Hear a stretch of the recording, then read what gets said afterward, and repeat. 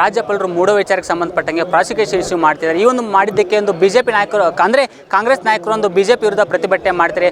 ಮತ್ತು ಕಾನೂನಾತ್ಮಕವಾಗಿ ಅವ್ರ ಹೋರಾಟ ಹೆಂಗಿರುತ್ತೆ, ಪಕ್ಷ ಪರವಾಗಿ ಹೋರಾಟ ಹೆಂಗಿರುತ್ತೆ ಅಂತ ಕೇಳೋಣ. ಸರ್, ಈಗ ಪಕ್ಷದ ಪರವಾಗಿ ಹೋರಾಟ ಹೆಂಗಿರುತ್ತೆ, ಅದು ಕಾನೂನಾತ್ಮಕ ಹೋರಾಟ ಹೆಂಗಿರುತ್ತೆ ಸರ್ ಸಿದ್ದರಾಮಯ್ಯ ಪರವಾಗಿ? ನೋಡಿ, ಈಗಾಗಲೇ ಕಾನೂನು ಹೋರಾಟ ನಡೀತಾ ಇದೆ. ತಮಗೆ ಗೊತ್ತಿದೆ, ಈಗ 2 ದಿವಸ ಈಗ ಭಾಳಷ್ಟು ನಮ್ಮ ವಾದವನ್ನು ನಮ್ಮ ಹಿರಿಯ ವಕೀಲರು ಮಂಡಿಸಿದ್ದಾರೆ. ಇವತ್ತು ಬೆಳಗ್ಗೆ ಪ್ರಾರಂಭ ಆಗುತ್ತೆ. ಪ್ರಾರಂಭ ಆಗಿರಬೇಕು. ಅವರ ವಾದವನ್ನು ಅವರು ಮಂಡಿಸ್ತಾರೆ. ಅವರಲ್ಲಿರ್ತಕ್ಕಂಥ ಲಭ್ಯ ದಾಖಲೆಗಳು ಮತ್ತೊಂದು ಮಂಡಿಸ್ತಾರೆ. ಮತ್ತು ಅದಕ್ಕೆ ಪ್ರತಿಯಾಗಿ ನಮ್ಮ ವಕೀಲರು ಅದನ್ನು ಮಂಡಿಸ್ತಕ್ಕಂಥದ್ದು ನ್ಯಾಯಾಲಯದ ಮುಂದೆ ಎಲ್ಲ ಸಾಕ್ಷ್ಯಾಧಾರಗಳು ಇರ್ತಕ್ಕಂಥ ಕೆಲಸವನ್ನು ಮಾಡ್ತಾರೆ. ನಮ್ಮ ರಾಜಕೀಯ ಹೋರಾಟ ನೀವು ನೋಡ್ತಾ ಇದ್ದೀರ.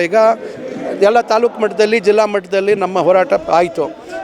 ಇವತ್ತು ರಾಜಭವನಕ್ಕೆ ಹೋಗ್ತಾ ಇದ್ದೀವಿ. 4 ಜನ, ಕುಮಾರಸ್ವಾಮಿ ಅವರು, ನಿರಾನಿ ಅವರು, ಜೊಲ್ಲೆ ಅವರು ಮತ್ತು ಜನಾರ್ದನ್ ರೆಡ್ಡಿ ಅವರು, ಇವ್ರ ವಿರುದ್ಧ ಪ್ರಾಸಿಕ್ಯೂಷನ್ಗೆ ಅನುಮತಿ ಕೊಡದೇ ಇರತಕ್ಕಂಥದ್ದು, ಕಾನೂನು ಬಾಹಿರವಾಗಿ, ಸಂವಿಧಾನ ಬಾಹಿರವಾಗಿ ಸನ್ಮಾನ್ಯ ಮುಖ್ಯಮಂತ್ರಿಗಳ ವಿರುದ್ಧ ಕೊಟ್ಟಿರ್ತಕ್ಕಂಥ ಅನುಮತಿಯನ್ನು ಹಿಂಪಡಿಬೇಕು ಅಂತಕ್ಕಂಥದ್ದು ಕೂಡ ನಮ್ಮ ಒತ್ತಾಯ. ಸರ್, ಎಲ್ಲೋ ಒಂದು ಕಡೆ ಸೇಡಿನ ರಾಜಕಾರಣ ಆಗ್ತಿದೆ ಅಂತ. ಯಾಕಂದರೆ ಬಿಜೆಪಿ ಅವ್ರ ಕಾಲದಲ್ಲಿ ಏನು ಹಗರಣಗಳಿದೆ ಅವ್ನು ನೀವು ಈಚೆ ತರ್ತಿದ್ದಾರೆ. ನಿಮ್ಮ ಕಾಲದಲ್ಲಿ ಏನಾಗಿವೆ, ಮೂಡೋ ವಿಚಾರ ಪ್ರಾಸಿಕ್ಯೂಷನ್ಗೆ ಅನುಮತಿ ಕೊಟ್ಟು ಈ ವಿಚಾರಗಳನ್ನ ನೋಡಿದ್ರೆ ಎಲ್ಲೋ ಒಂದು ಕಡೆ ಸೇಡಿನ ರಾಜಕಾರಣ ಆಗ್ತಿದೆ ಅಂತ, ದ್ವೇಷದ ರಾಜಕಾರಣ ಆಗ್ತಿದೆ ಅಂತ. ಖಂಡಿತ 100ಕ್ಕೆ 100 ಇದು ಸಾಮಾನ್ಯ ವ್ಯಕ್ತಿ ಕೂಡ ಇವತ್ತು ಮಾತಾಡ್ತಕ್ಕಂಥದ್ದು. ಇದು ಸೇಡಲ್ದಿರ ಇನ್ನೇನು ಹೇಳಿ? ಯಾವುದೇ ತನಿಖೆ ಸಂಸ್ಥೆ ತನಿಖೆಯನ್ನು ಮಾಡಿ ಏನೋ ಒಂದು ಅಪರಾಧ ಸಾಬೀತಾಗಿದೆ ಅಥವಾ ಏನಾದರೂ ಒಂದು ಪಾತ್ರ ಇದೆ ಅಂಥೇಳಿ ಎಲ್ಲಿ ಹೇಳಿಲ್ಲ. ಕೇವಲ ಖಾಸಗಿ ವ್ಯಕ್ತಿಗಳ ಒಂದು ದೂರಿನ ಆಧಾರದಲ್ಲಿ ಬೆಳಗ್ಗೆ ದೂರು ಕೊಡ್ತಾರೆ, ಸಂಜೆಗೆ ಮುಖ್ಯಮಂತ್ರಿಗಳಿಗೆ ಶೋಕಾಸ್ ನೋಟಿಸ್ ಜಾರಿ ಮಾಡ್ತಾರೆ. ಅಂದರೆ ಇದಕ್ಕಿಂತ ಇನ್ನೇನು ಹೇಳಬೇಕು? ಸೇಡಿನ ರಾಜಕಾರಣ ಅಲ್ಲದ್ರೆ ಇನ್ನೇನಿದು? ಇದು ಸಂಪೂರ್ಣವಾಗಿ BJP ಮತ್ತು JDSನವರು ರಾಜಭವನವನ್ನು ದುರುಪಯೋಗ ಮಾಡ್ಕೊಳ್ತಾ ಇರ್ತಕ್ಕಂಥದ್ದಕ್ಕೆ ಸ್ಪಷ್ಟವಾಗಿ ಇವತ್ತು ಈ ರಾಜ್ಯದ 7 ಕೋಟಿ ಜನರ ಎಲ್ಲರಿಗೂ ಇವತ್ತು ಮನದಟ್ಟಾಗಿದೆ.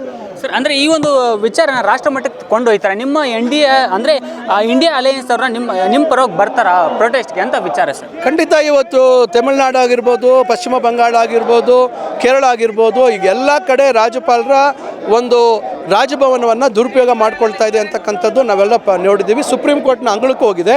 ಆದ್ದರಿಂದ ಒಟ್ಟಾರೆಯಾಗಿ ಇಂಡಿಯಾ ಅಲಯನ್ಸ್ ಇವತ್ತು ಒಗ್ಗಟ್ಟಿನಿಂದ ನಾವು ಇದನ್ನು ತಾರ್ಕಿಕ ಅಂತ್ಯಕ್ಕೆ ತೆಗೆದುಕೊಂಡು ಹೋಗ್ತೇವೆ. ಕೊನೆಯದಿಗೆ ಅಂದರೆ ರಾಷ್ಟ್ರಪತಿ ಅವರ ಹತ್ರ ಪರೇಡ್ ಮಾಡ್ತಾರೆ, ಆ ಒಂದು ಪ್ರಾಯೋಗಿಕವಾಗಿ ಈ ಒಂದು ಪ್ರತಿಭಟನೆ ಅಂತ ಸರ್?